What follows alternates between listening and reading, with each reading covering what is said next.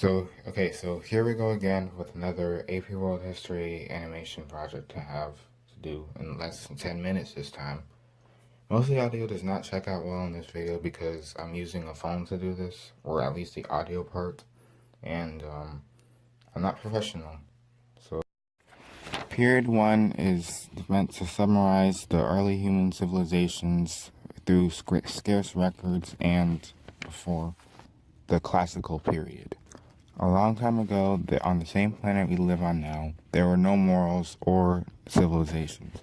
Everyone was expected to live tough and search and scavenge for their own food and supply. Then, as agriculture came in, then it would sequence a way for human living gradually from agriculture to settlement and sedentary culture, establishing a system of structure and bringing along civilizations and governments. There were civilizations like in the Indus River Valley, Harappa and Mohenjo-daro, and Sumeria in the Fertile Crescent, and from China, starting from Xia to Shang, and in the Americas from the Olmec and the Chavin cultures. Period 2 is called the classical period because it hits up the main parts of civilizations from period 2 all the way to period 6 and is said to go onward. In period 2, nationalities, imperial structure, and religion all transpire to create a certain identity for all the civilizations. Legal codes were known to exist at times like the harsh system of legalism or Confucianism, which highlighted things like the importance of family structure or the denouncement of women. Government style was also a big deal in addition to the way the empires and dynasties was sustained or fell, like the Roman Empire, which fell from corruption, outside influence, and from the larger system of the empire. They would also order another way for the post-classical period civilizations to sustain themselves also. The post-classical period has its name because of its relation to the classical period, as there are still emperors, laws, and philosophies around in the basic imperial structures, but the most important thing going for the post-classical period was religion, and more importantly, the rise of Islam and its influence over the world, or at least Afro-Eurasia. As Islam was brought in, there was different reactions from Europe to the Middle East and down to Africa.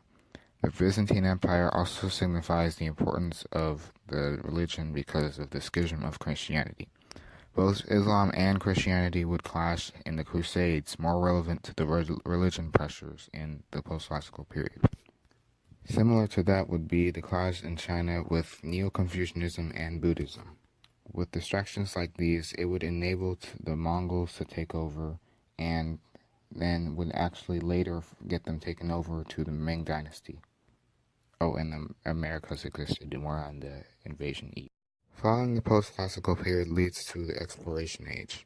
A series of factors such as the fall of the Byzantine Empire had prompted some certain Europeans to go look for wealth unintentionally to the Americas, where enslavement and slave exploitation had occurred.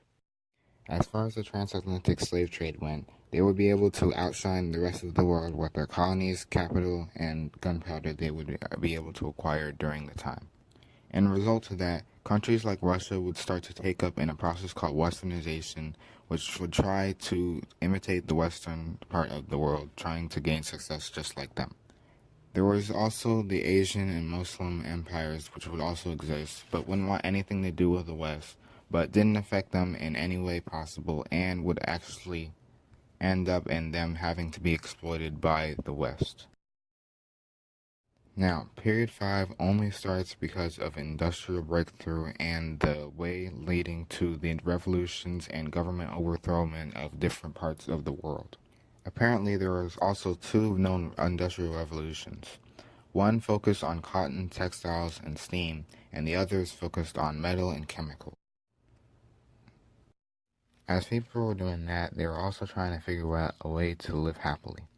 Now, in the West, the American and the French revolutions were in the same period and followed the same process, but Russia's happened in the 6th period and followed the same process. As others had their independence philosophies, they too would desire freedom and would start a wave of Latin American revolutions. With unrelated empires, the Ottomans had continued to decline but got support from Europe saving them. The Qing fell due to the Chinese Boxer Rebellion, which would later lead to Communist China. The Taiping Rebellion had enabled Japan to strengthen itself through other means than shogunates.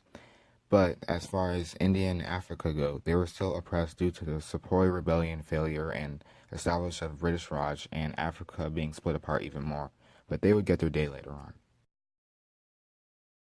Period 6 is started with the emergence of World War I and World War II.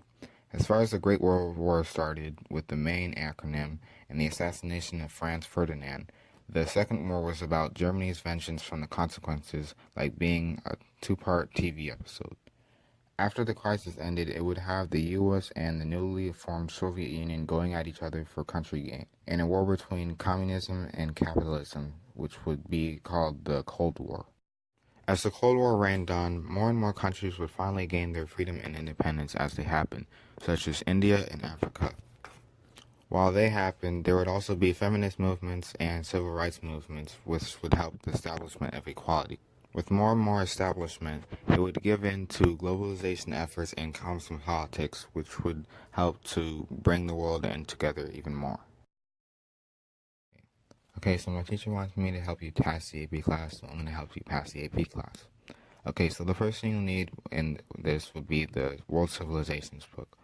While this isn't for passing the test or the actually AP test at the end, it's designed to give you help for the quizzes and tests in the class.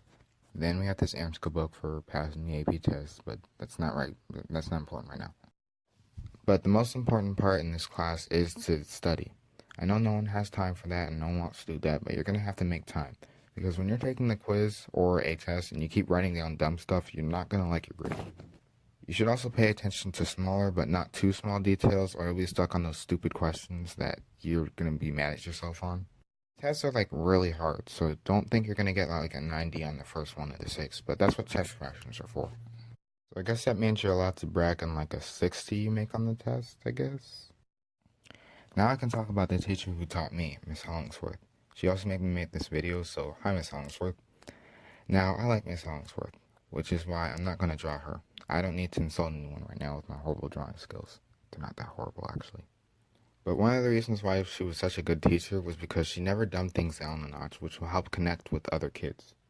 And the class is full of teenagers, so you're going to need connection. But I remember since our class talked a lot, then she had to give us this look all the time. It was never me because I'm a good kid, but that's why it's important to be quiet when she needs you to. But then if you do, then she can be a really warming teacher to you guys. She's still like this though.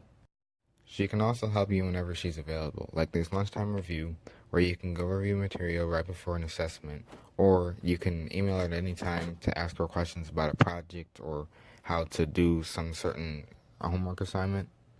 I actually emailed her for an extension on this project because my project is better than everyone else's because it takes more work, so